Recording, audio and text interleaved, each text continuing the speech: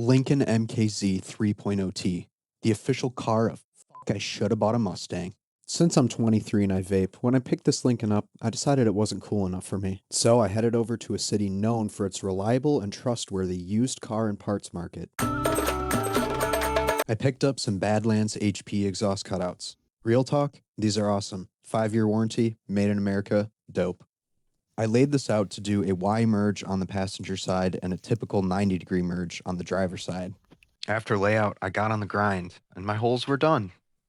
Due to what I now refer to as my intense cognitive blind spots, I thought it'd be a good idea to simply drop the exhaust instead of fully removing it. And it wasn't a problem up until I started welding. It didn't come out bad, like this bad, but it was still pretty bad. So I thought I should ask the geniuses over at Reddit what they thought about my welds.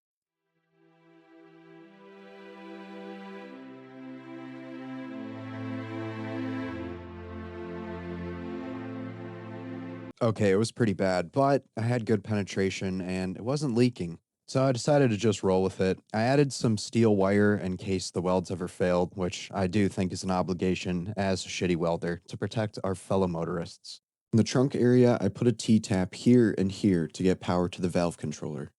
This is what the entire circuit ended up looking like.